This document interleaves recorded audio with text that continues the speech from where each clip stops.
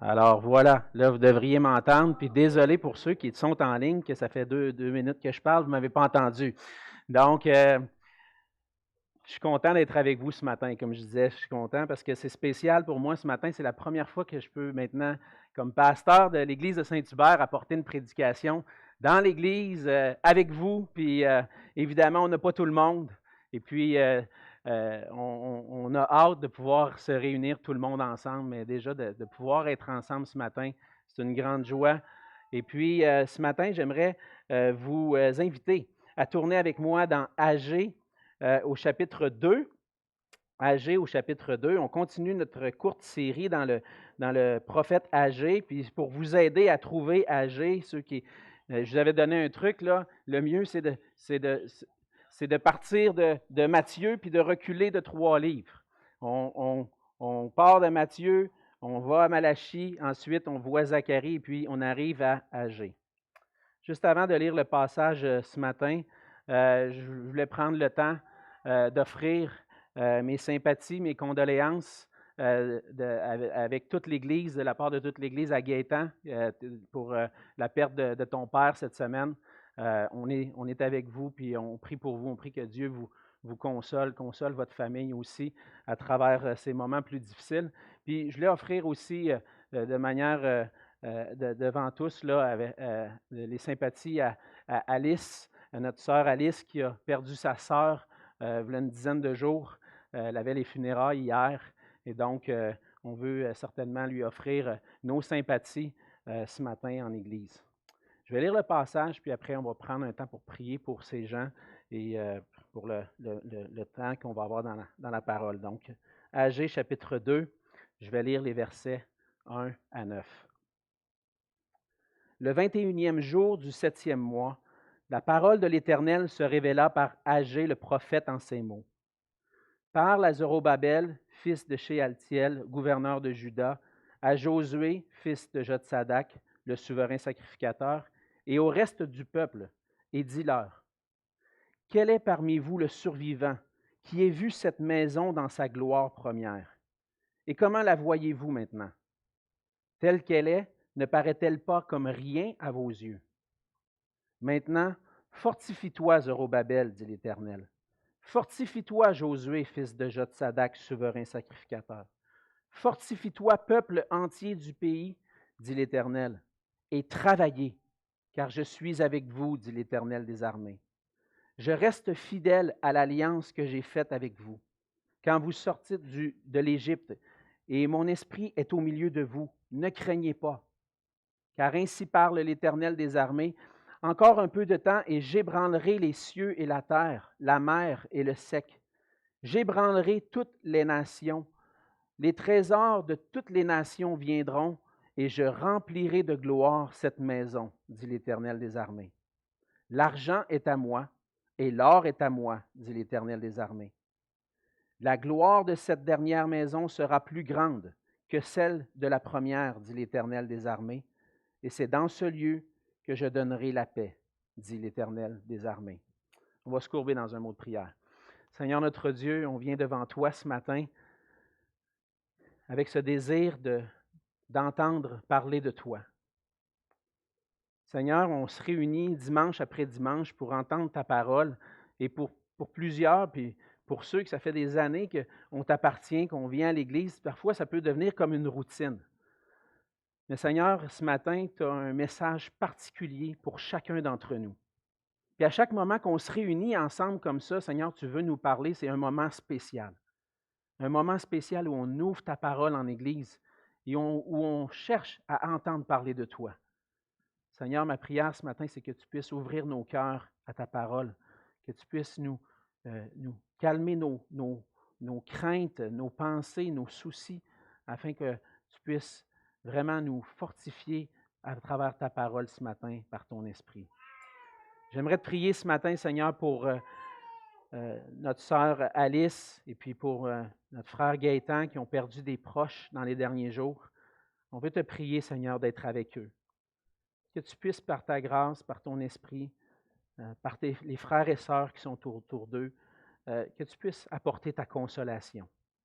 Seigneur, viens apaiser leur cœur, les consoler dans leur peine et qu'on puisse les soutenir, Seigneur, ensemble dans la prière pendant ces temps de deuil.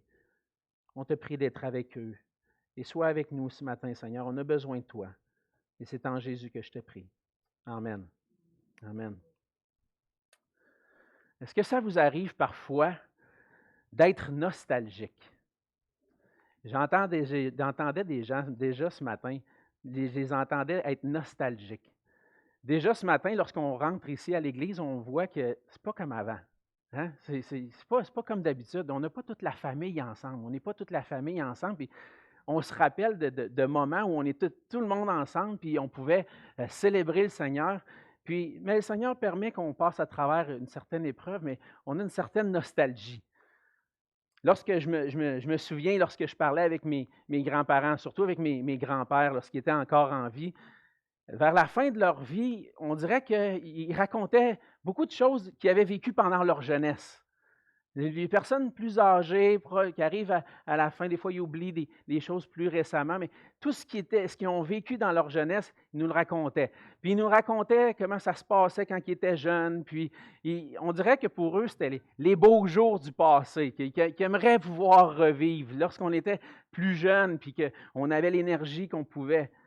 Puis lorsque je les entendais parler du monde présent, puis de maintenant, c'est plus comme avant. Il me semble que c'était mieux dans le temps. Hein? Même moi, des fois, ça m'arrive. Je me souviens quand j'étais jeune, il me semble que c'était mieux dans ce temps-là. Ça vous arrive certainement. Puis ceux qui appartiennent au Seigneur depuis plusieurs années, qui ont connu les réveils au Québec dans les années 70, dans les années 80, les campagnes d'évangélisation avec Alain Chouaquier, Jacques Marcoux, le trio Toupin. Y en a-tu qui ont vécu ça? Y en a-tu qui se souviennent de ça? Oui, hein? Et je me souviens, j'étais à Québec dans mon église avec M. Gazdic, puis on avait ces campagnes d'évangélisation-là, puis là, il y avait un appel à la fin, puis tu regardais, il y avait des dizaines de personnes qui s'avançaient, qui convertissaient au Seigneur, puis on disait, waouh, il me semble que c'était des bonnes années, ça, il me semble que c'était bon dans ce temps-là, on prêchait l'Évangile, puis les gens avançaient, puis waouh, on ne voit plus ça maintenant. Puis là, le monde a changé. Puis dans le passage de ce matin, on réalise qu'il y avait certains au milieu du peuple d'Israël qui étaient un peu nostalgiques des temps qu'ils avaient connus avant, le temps où le temple était construit, où le temple de Salomon était encore là. Et puis dans Agé, ce matin, on a le deuxième message d'Agé dans son livre. On a vu le premier message lors de 2 semaines. Et dans le deuxième message, il s'adresse à des gens qui sont découragés, mais découragés de voir que les choses ne sont pas comme avant. Les choses ne sont plus comme avant. Mais le Seigneur veut manifester sa gloire. Puis même si les choses ne sont pas comme avant, Dieu veut manifester sa gloire au milieu de son peuple. Et je suis convaincu que Dieu veut encore manifester sa gloire aujourd'hui, même si des fois on regarde en arrière et on se dit, il me semble que ça, c'était les beaux jours. J'aime croire que Dieu veut manifester sa gloire encore aujourd'hui, puis que les beaux jours ne sont pas juste dans le passé, mais aussi dans l'avenir. Puis ce que je veux voir aujourd'hui avec vous dans ce passage-là, c'est que Dieu va manifester sa gloire à travers un peuple qui va être restauré. On a vu que le peuple d'Israël avait vécu la déportation à Babylone. Jérusalem avait été complètement détruite et le peuple de Dieu était déporté à Babylone, transporté ailleurs pour vivre dans un autre pays, une autre ville pendant à peu près 70 ans. Et puis là, ils reviennent. Et Dieu, à travers cette déportation-là, puis ce retour-là à Jérusalem, il veut restaurer son peuple et il veut manifester sa gloire à travers un peuple restauré. Et dans le passage ce matin, j'aimerais qu'on puisse regarder 4 façons particulières que Dieu veut manifester sa gloire envers Israël, mais aussi encore aujourd'hui. On voit dans Agé, entre autres dans les versets 3 à 4, que Dieu va manifester sa gloire au travers du fait d'un peuple qui va se mettre à l'œuvre pour sa gloire. Un peuple qui va se mettre à l'œuvre pour lui. Comme je le mentionnais, on voit au verset 3, il y en a qui sont découragés. certains parmi le peuple qui sont découragés avaient connu la gloire du premier temple, le premier temple que Salomon avait construit, rempli d'or, rempli de toutes sortes de construit avec toutes sortes de pierres précieuses. On voit que ces gens-là avaient connu le temple. Et là, on voit au verset 3, le Seigneur demande, « Quel est parmi vous le survivant qui ait vu cette maison dans sa gloire première? Et comment la voyez-vous maintenant? Telle qu'elle est, ne paraît-elle pas comme rien à vos yeux? » Et donc là, on est dans un moment où le temple n'est pas encore reconstruit, où peut-être on a commencé la reconstruction, on a fait la base du temple, et on commence à voir une structure s'installer, mais il y en a qui sont découragés de dire, « Boy, avec les ressources qu'on a, jamais on va retrouver la gloire du premier temple. » Il me semble que c'était bien mieux dans le temps.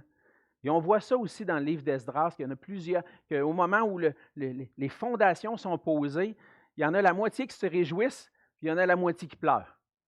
Les plus jeunes se réjouissent parce que, hey, enfin, on est de retour, on peut construire le temple, on est restauré. Puis les autres, les plus âgés, ils regardent en arrière puis ils disent, oh boy, c'est pas comme avant. Et le Seigneur veut parler à son peuple, particulièrement à ceux qui sont découragés de voir que les choses ne sont pas comme avant. Il y a une partie du peuple qui est découragée. Et de notre côté, nous aussi, on peut se décourager. Pour ceux qui ont, comme je disais, qui ont connu les années passées où il y avait plusieurs conversions, puis les gens étaient ouverts à l'Évangile, peut-être qu'on regarde en arrière et on dit « Oh, c'est pas comme avant ». Ou même des fois, les choses ont changé dans l'Église. Il me semble qu'on ne loue plus Dieu comme avant. Il me semble que c'était bon dans le temps qu'on avait les ailes de la foi. Hein? Vous vous souvenez des fameux livres sur les ailes de la foi. On chantait des cantiques, 3, 4, 5, des fois 6 couplets.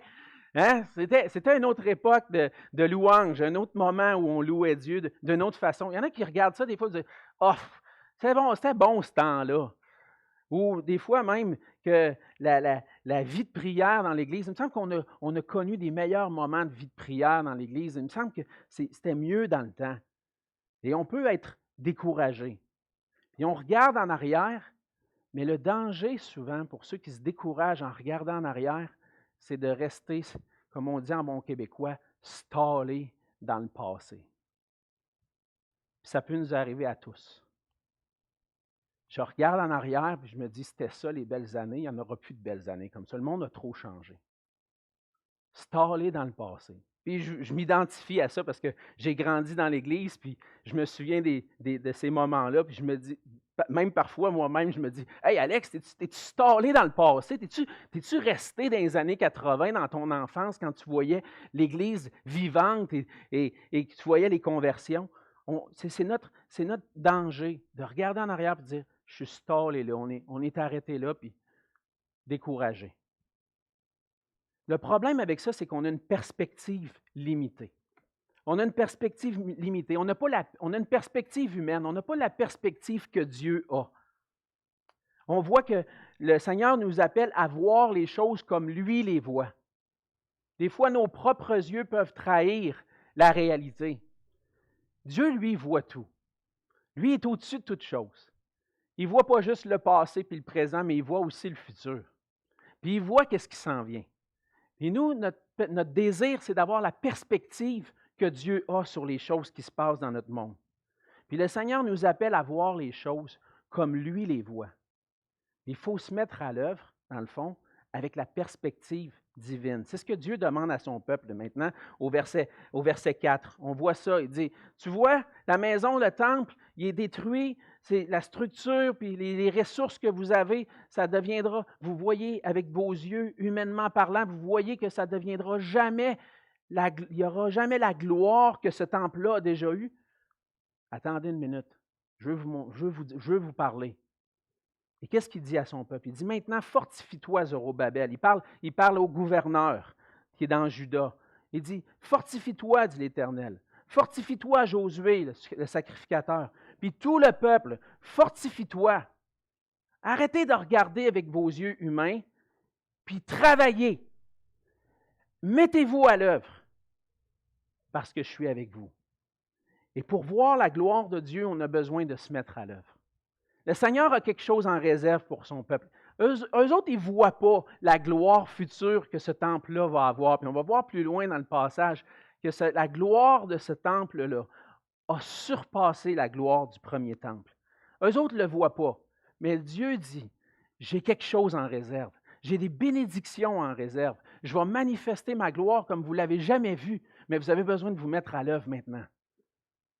Et c'est ce que le Seigneur veut nous exhorter. Il demande à son peuple de travailler. Le verset 4 nous rappelle un peu d'autres versets dans les Écritures. On voit souvent le verbe « fortifie-toi ». Et vous pensez certainement dans Josué, le premier chapitre de Josué, verset 9. Hein? Josué arrive dans la terre promise. Il regarde tous les peuples qui sont là, puis le Seigneur il dit, je vais te donner la terre promise.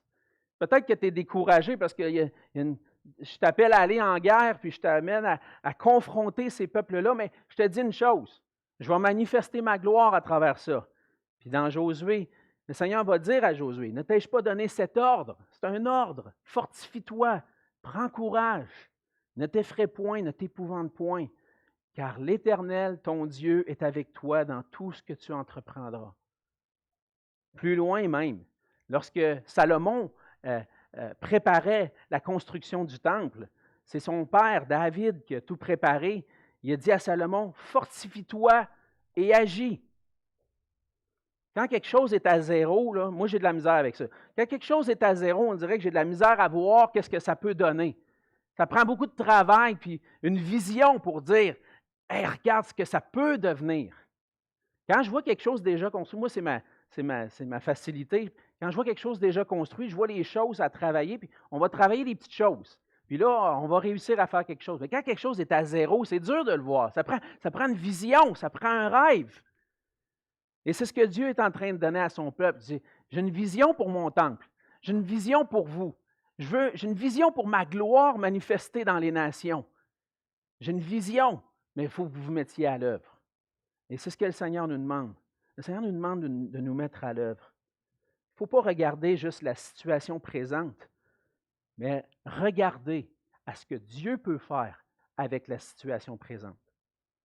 Et lorsqu'on regarde à la situation présente, dans l'église de Saint-Hubert, il y a à peu près 120 personnes, si on compte tout le monde, qui peuvent venir à l'église avec les enfants, tout ça.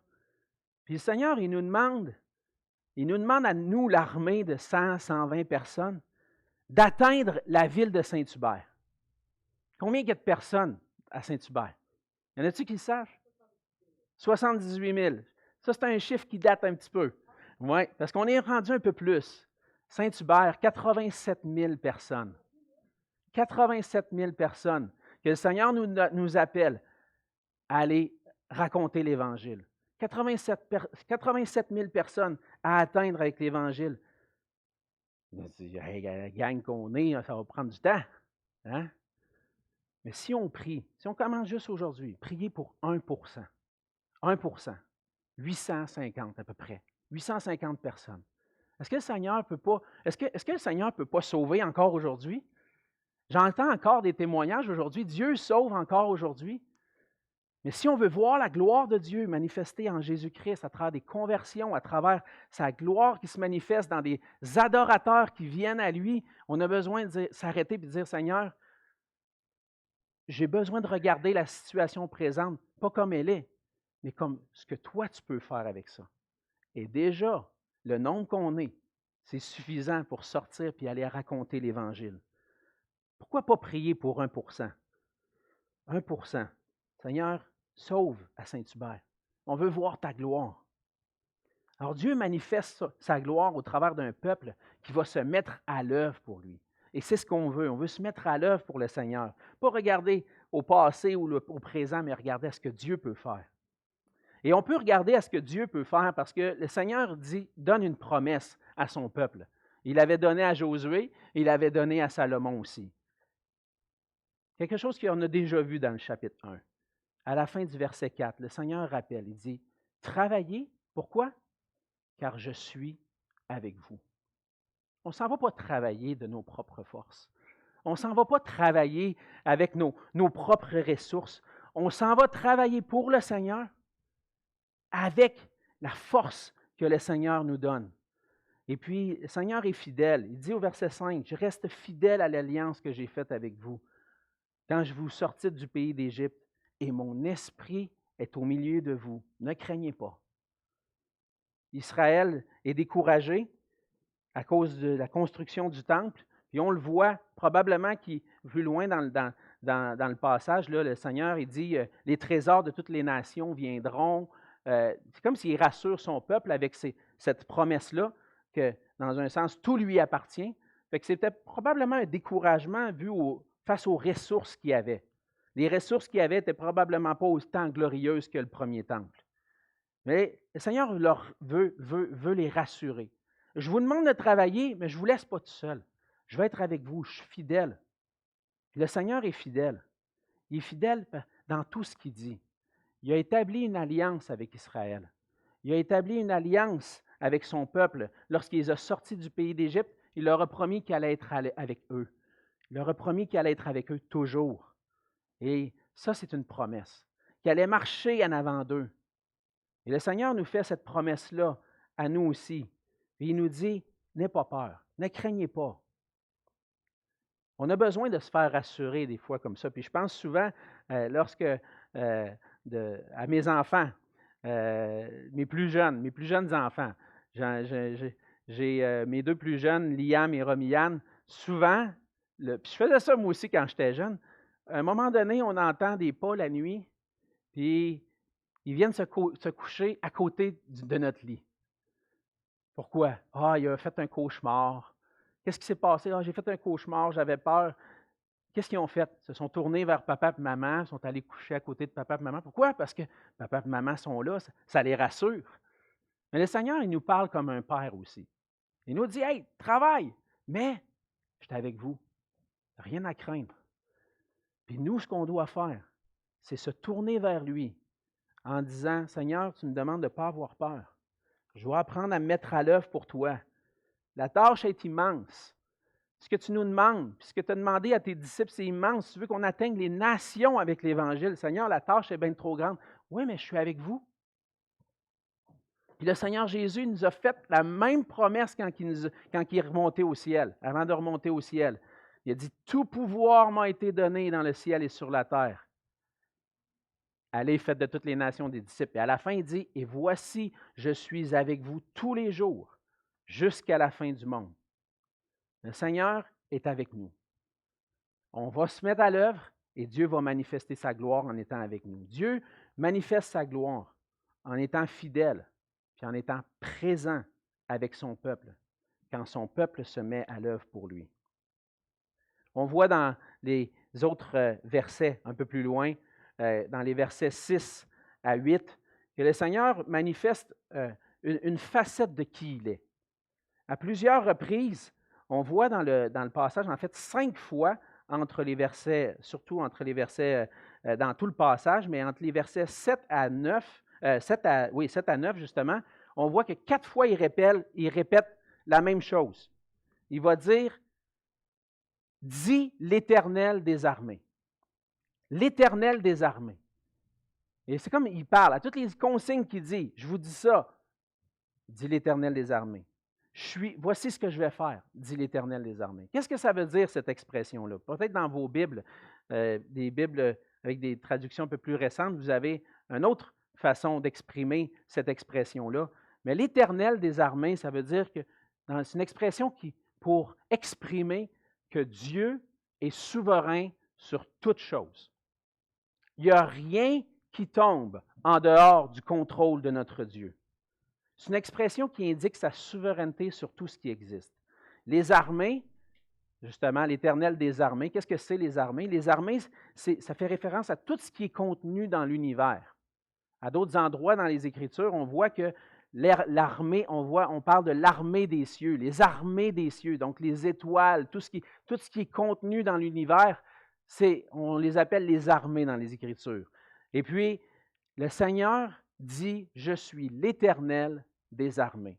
Je suis celui qui est souverain sur toutes choses. » Non seulement je suis avec vous, je suis avec vous, mais j'ai le pouvoir sur toutes choses aussi. Fait que je n'ai pas juste le pouvoir de vous rassurer, j'ai le pouvoir aussi d'accomplir des choses encore plus grandes que ce que vous avez vu. Encore plus grandes que ce que vous avez vu dans le passé, puis que vous pensiez que c'était les beaux jours. Moi, j'ai le pouvoir d'accomplir encore plus grand pour vous. Encore plus grand pour ma gloire. Le Seigneur va dire au verset 8 qu'il a le pouvoir sur toutes choses en disant « L'argent est à moi et l'or est à moi, dit l'Éternel des armées. » Si certains craignent du manque de ressources pour construire le temple, dans le contexte, si certains pensent qu'on n'aura pas assez, puis ça ne sera pas aussi glorieux qu'avant, hey, t'as-tu oublié qui je suis? Je suis celui qui est au contrôle de toutes choses. J'ai le pouvoir sur toutes choses. Je possède toutes choses. L'argent est à moi, l'or est à moi, puis je vais tout amener ce qui est nécessaire pour construire le temple. La puissance et la gloire de notre Dieu ne sont pas limitées. Il est capable de faire tout pour que les ressources soient disponibles pour construire le temple, puis construire le temple pour que ce soit à sa gloire. Il dit au verset 7 à la fin, il dit, je vais ébranler les nations, les trésors des nations vont venir, toutes les richesses des nations vont venir ici à Jérusalem, puis je vais remplir de gloire cette maison.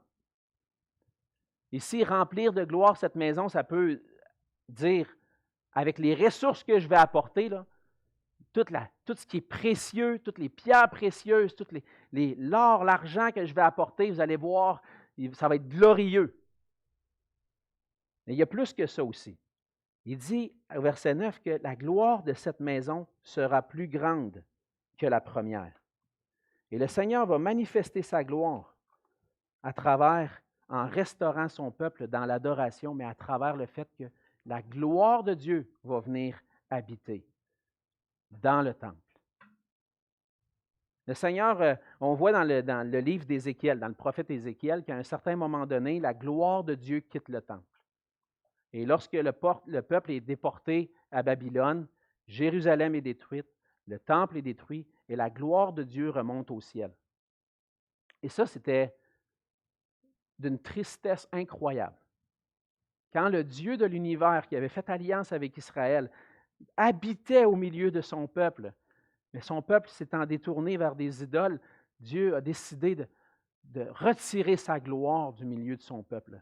C'était une tristesse, c'était un châtiment en fait pour Israël. C'était une punition de ne pas avoir marché avec le Seigneur.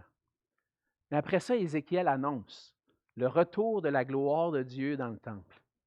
Et ça, c'est une promesse que Dieu avait faite longtemps avant.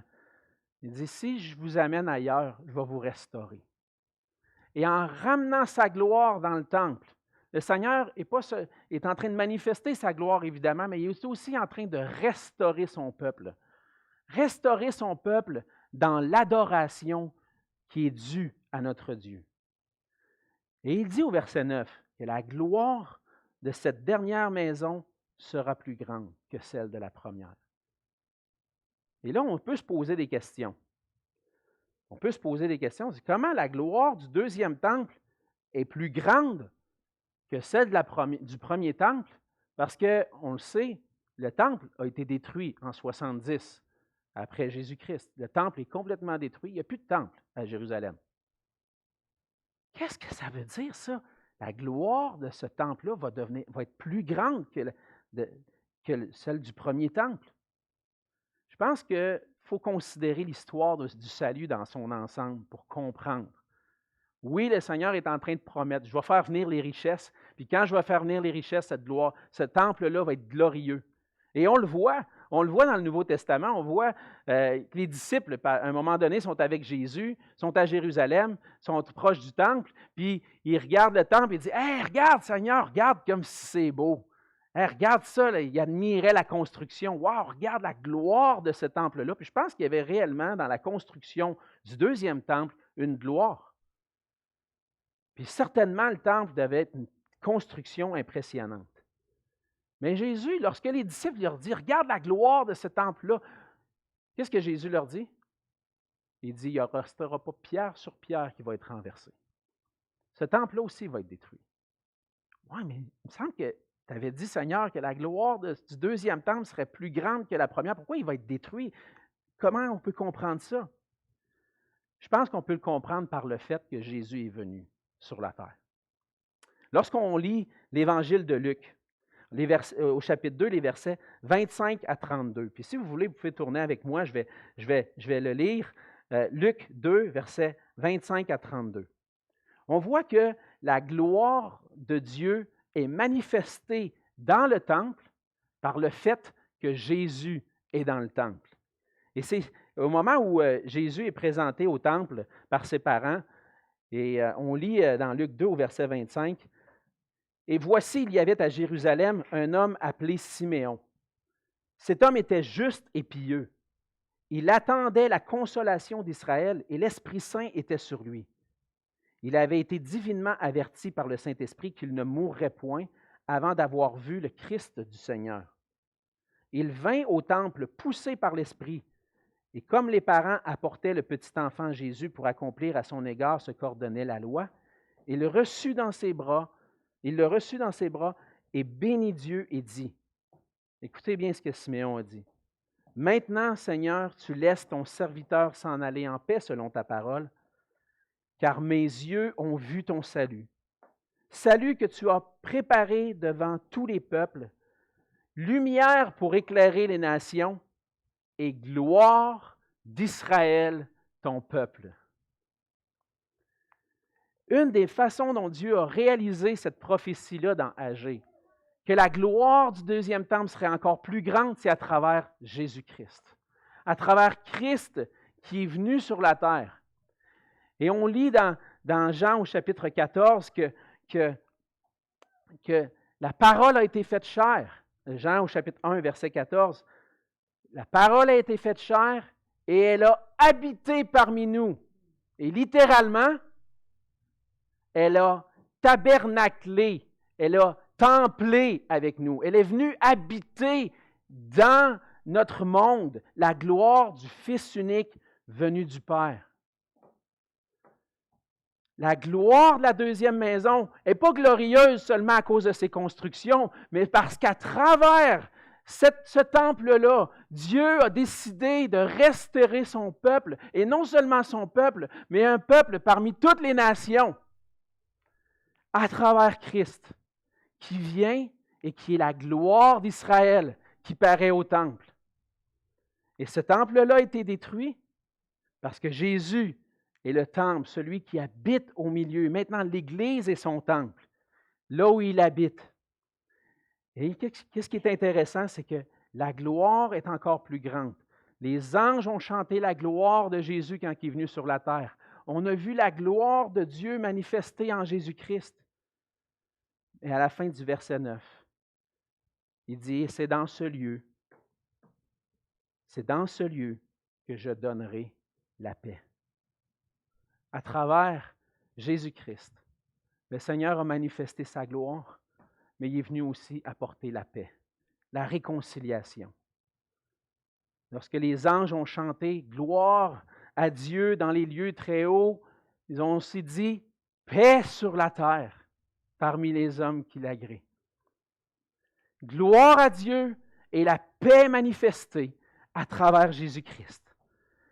La gloire du deuxième temple est plus grande parce que Jésus-Christ est venu manifester la gloire de Dieu et apporter la paix. Et c'est au travers du sacrifice du Christ incarné que Dieu a manifesté sa gloire et qu'il a apporté la paix. On a vu la gloire de Dieu en Jésus-Christ, mais Jésus est venu sur la terre pour vivre une vie semblable à la nôtre, sans jamais pécher, pour prendre notre place à la croix. Et à travers le sacrifice qu'il a offert, on peut avoir le pardon de nos péchés, la réconciliation avec Dieu, la paix avec Dieu. La paix est manifestée dans la personne de Jésus-Christ. Il est venu annoncer la paix et la réconciliation avec Dieu. C'est par sa mort que Dieu apporte la paix à un peuple restauré. Donc, non seulement Dieu restaure le temple, mais il veut restaurer son peuple. Il veut apporter la paix et manifester sa gloire. Et le Seigneur veut manifester sa gloire à travers un peuple qui vient pour l'adorer. des hommes et des femmes qui sont restaurés dans une relation avec Dieu en Jésus-Christ, à travers cette adoration-là, Dieu manifeste sa gloire.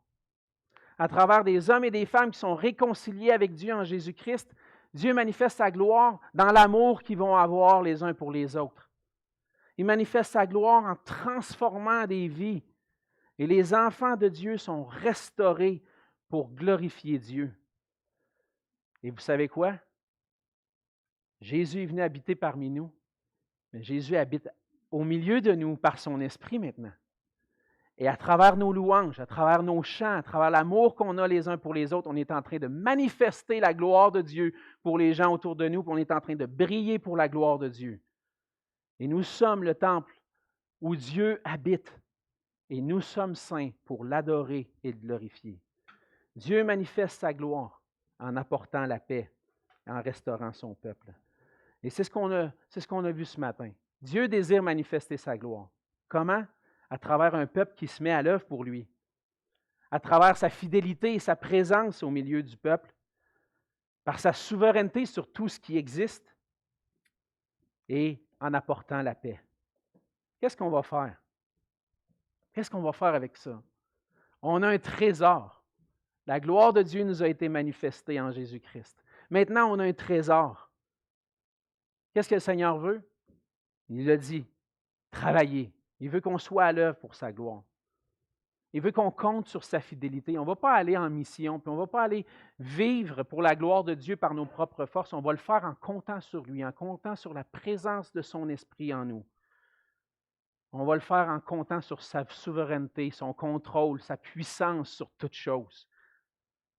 Et on va le faire en apportant la paix à un monde brisé.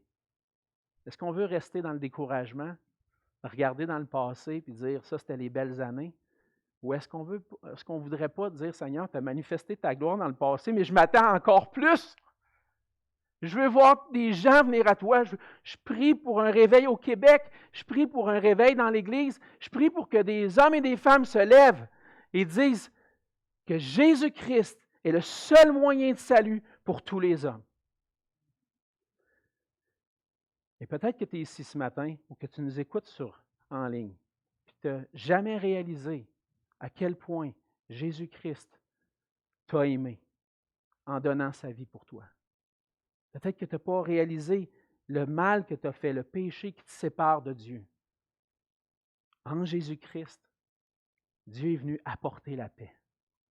Il veut que tu sois réconcilié avec lui. Dieu veut qu'on soit réconcilié avec lui. Il veut notre bonheur. Puis on a été créé à son image, créé par lui. La personne qui connaît le mieux comment nous rendre heureux, c'est lui.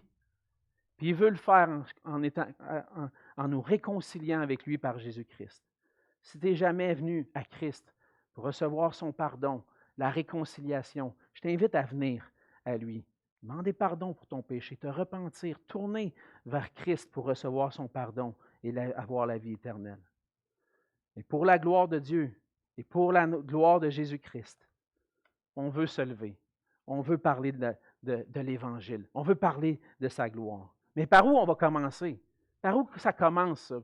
Moi, j'aimerais ça parler de l'Évangile. Peut-être vous me dites ça, vous dites dans votre esprit. J'aimerais ça parler de l'Évangile, mais je ne sais pas par où commencer. Moi, je ne sais pas quoi faire. Je rencontre quelqu'un, puis je suis gêné, je suis timide, je ne sais pas quoi faire. Mais on peut commencer peut-être des fois en allant chercher de l'aide. En allant peut-être apprendre de quelqu'un d'autre qui sait comment bien faire. Puis cet automne, on va avoir une formation. Je suis deuxième. Ça, c'est une formation dans apporter l'Évangile d'une façon personnelle à des gens autour de nous. Puis si vous ne savez pas par où commencer, commencez là. Commencez peut-être en prenant une formation pour savoir comment partager la grâce de Dieu. Mais on peut commencer aussi en priant. Que Dieu suscite en nous un fardeau pour les âmes perdues.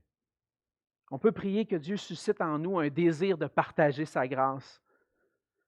On peut prier que Dieu nous conduise, puis puisse nous aider à ouvrir la bouche pour lui. Qu'il nous aide à atteindre la ville de Saint-Hubert, puis peut-être même la Rive-Sud, puis même qu'on puisse envoyer des missionnaires à partir de cette église pour proclamer l'Évangile dans le monde. On peut commencer, mais ça commence à genoux. Et on peut prier que Dieu nous nous guide pour qu'on puisse aller là où il y a des besoins et qu'on puisse répondre à ces besoins en apportant l'Évangile. La grâce de Dieu nous a restaurés dans une relation intime avec lui pour qu'on puisse l'adorer et le glorifier. Maintenant, le Seigneur nous appelle à aller. Levons-nous et brillons pour lui. Prions ensemble. Seigneur notre Dieu, on voit dans le passage de ce matin que tu as une vision plus grande que la nôtre. Seigneur, lorsque je regarde la situation présente avec des yeux humains, je vois un Québec de moins en moins intéressé à toi, à ta parole, à l'Évangile. Je vois des situations, Seigneur, autour de moi qui sont désolantes et qui me découragent souvent.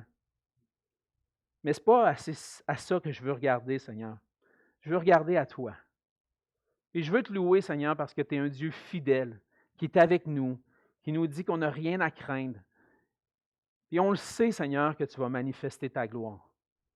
Seigneur, aide-nous à fixer nos regards sur toi, qu'on puisse être fortifiés en toi, qu'on puisse te louer, t'adorer et apporter ton salut aux gens autour de nous, afin que ta gloire puisse être manifestée dans toutes les nations. Seigneur, bénis ta parole dans nos cœurs. Aide-nous à marcher pour toi et pour ta gloire. Et c'est dans le nom de Jésus que je te prie. Amen. Amen.